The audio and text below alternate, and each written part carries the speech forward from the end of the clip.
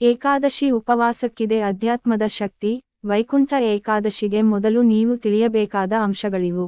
ಏಕಾದಶಿಯಂದು ಉಪವಾಸ ಮಾಡುವುದು ಬಹಳ ಶ್ರೇಷ್ಠ ಎನ್ನುತ್ತಾರೆ.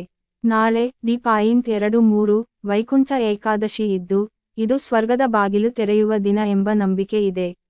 ಹಾಗಾದರೆ ಏಕಾದಶಿಯಂದು ಉಪವಾಸ ಮಾಡುವುದು ಏಕೆ? ಇದರಿಂದಾಗುವ ಪ್ರಯೋಜನಗಳೇನು? ಏಕಾದಶಿ ಉಪವಾಸ ನಿಯಮಗಳೇನು? ಈ ಎಲ್ಲಾ ಪ್ರಶ್ನೆಗಳಿಗೆ ಇಲ್ಲಿದೆ ಉತ್ತರ. ಪ್ರತಿ ತಿಂಗಳು ಆಚರಿಸುವ ಏಕಾದಶಿಗೆ ಹಿಂದೂ ಧರ್ಮದಲ್ಲಿ ವಿಶೇಷ ಮಹತ್ವವಿದೆ. ಏಕಾದಶಿ ಉಪವಾಸ ಬಹಳ ಪವಿತ್ರ ಎನ್ನುವುದು ಹಿಂದೂಗಳ ನಂಬಿಕೆ.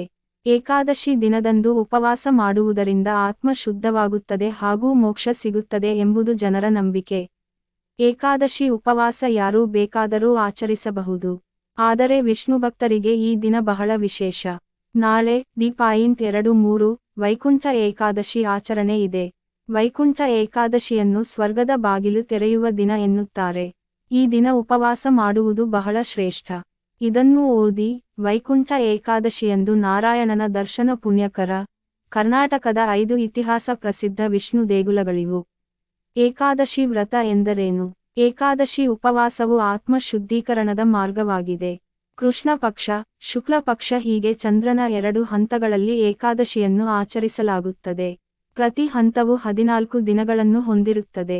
ಪ್ರತಿ ಪಕ್ಷದ 11ನೇ ದಿನವನ್ನು ಏಕಾದಶಿ ಎಂದು ಕರೆಯಲಾಗುತ್ತದೆ. ಈ ದಿನ ಆಚರಿಸುವ ಉಪವಾಸವನ್ನು ಏಕಾದಶಿ ಉಪವಾಸ ವ್ರತ ಎಂದು ಕರೆಯುತ್ತಾರೆ. ಏಕಾದಶಿ ಉಪವಾಸ ಆಚರಣೆಗೆ ಕೆಲವು ಕಠಿಣ ನಿಯಮಗಳಿವೆ. ಆ ನಿಯಮಗಳನ್ನು ಚಾಚೂ ತಪ್ಪದೆ ಪಾಲಿಸುವುದು ಅಗತ್ಯವಾಗುತ್ತದೆ. ಏಕಾದಶಿಯಂದು ಉಪವಾಸ ಮಾಡುವುದೇಕೆ? ಏಕಾದಶಿಯಂದು ವಿಷ್ಣು ದೇವರನ್ನು ಆರಾಧಿಸಲಾಗುತ್ತದೆ. ಏಕಾದಶಿ ಉಪವಾಸವು ಅತ್ಯಂತ ಫಲಪ್ರದ ಉಪವಾಸಗಳಲ್ಲಿ ಒಂದು. ಉಪವಾಸ ವ್ರತ ಆಚರಿಸಿದವರ ಮನದಲ್ಲಿ ಶಾಂತಿ, ಸಾಮರಸ್ಯ ಹಾಗೂ ಸಮೃದ್ಧಿ ನೆಲೆಸುತ್ತದೆ. ಏಕಾದಶಿ ಉಪವಾಸ. ಏಕಾದಶಿ ಉಪವಾಸದ ಮಹತ್ವವನ್ನು ವಿಷ್ಣು ಯುಧಿಷ್ಠಿರನಿಗೆ ಹೇಳಿದ. ನಿಜವಾದ ನಿಷ್ಠೆಯುಳ್ಳವರು, ಭಗವಂತನ ಆರಾಧಕರು ಈ ದಿನ ಆತ್ಮಶುದ್ಧ ಮಾಡಿಕೊಳ್ಳಲು ಹಾಗೂ ಮೋಕ್ಷ ಪಡೆಯಲು ಈ ದಿನವನ್ನು ಆಚರಿಸಬೇಕು ಎಂದು ವಿಷ್ಣುದೇವ ಯುಧಿಷ್ಠಿರನಿಗೆ ಹೇಳುತ್ತಾರೆ. ಮೋಕ್ಷವೇ ಮಾನವ ಜೀವನದ ಮುಖ್ಯ ಉದ್ದೇಶವಾದ ಕಾರಣ ಈ ಆಚರಣೆ ಬಹಳ ಮಹತ್ವ ಪಡೆದುಕೊಳ್ಳುತ್ತದೆ. ಏಕಾದಶಿ ಉಪವಾಸ ಹೇಗಿರಬೇಕು? ಏಕಾದಶಿ ಉಪವಾಸ ಮಾಡಲು ಕೆಲವು ನಿಯಮಗಳಿವೆ. ನಾವು ಅಂದುಕೊಂಡಿದ್ದು ಆಗಬೇಕು ಅಂದರೆ ಈ ನಿಯಮಗಳನ್ನು ಪಾಲಿಸುವುದು ಮುಖ್ಯವಾಗುತ್ತದೆ. ಗರ್ಭಿಣಿಯರು, ಅಶಕ್ತರು ಹಾಗೂ ವೃದ್ಧರು ಉಪವಾಸ ಮಾಡಬಾರದು. ದೃಢ ಸಂಕಲ್ಪ ಮತ್ತು ಆಧ್ಯಾತ್ಮದಲ್ಲಿ ಅಪಾರ ನಂಬಿಕೆ ಇರುವವರು ಈ ನಿಯಮಗಳ ಪ್ರಕಾರ ಉಪವಾಸ ಆಚರಿಸಬಹುದು. ಉಪವಾಸದ ಸಮಯದಲ್ಲಿ ನೀರು, ಆಹಾರ ಮುಟ್ಟಬಾರದು. ನಿರ್ಜಲ ಏಕಾದಶಿ, ನೀರು ಸೇವಿಸದೇ ಇರುವುದು.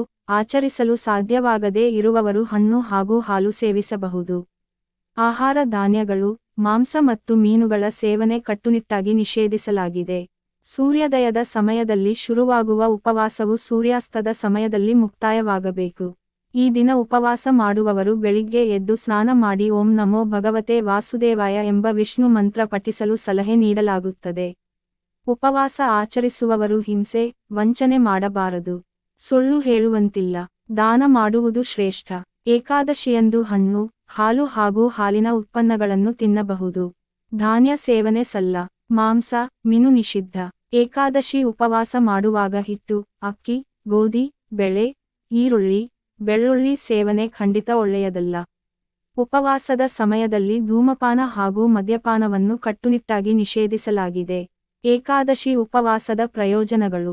ಹಿಂದೂ ಧರ್ಮದಲ್ಲಿ ಉಪವಾಸವು ಮಾನವ ದೇಹವನ್ನು ಆಚರಣೆಗಳ ಭಾಗವನ್ನಾಗಿಸುವ ಒಂದು ಮಾರ್ಗವಾಗಿದೆ. ಇದು ದೇವರ ಆರಾಧನೆಯ ಭಾಗವೂ ಹೌದು. ವಿಶೇಷ ದಿನಗಳಲ್ಲಿ ಆಚರಿಸುವ ಉಪವಾಸವು ಆ ದಿನಕ್ಕೆ ಸಂಬಂಧಿಸಿದ ದೇವತೆ ಅಥವಾ ದೇವರಿಗೆ ಸಮರ್ಪಿತವಾಗಿರುತ್ತದೆ. ದೇಹ ಮತ್ತು ಆತ್ಮವನ್ನು ಶುದ್ಧೀಕರಿಸುವ ಈ ವಿದ್ಯಮಾನವು ಕೇವಲ ಆತ್ಮದ ಅಲೌಕಿಕ ಜಗತ್ತಿಗೆ ಸೀಮಿತವಾಗಿಲ್ಲ. ಇದು ಆರೋಗ್ಯದ ದೃಷ್ಟಿಯಿಂದಲೂ ಉತ್ತಮ.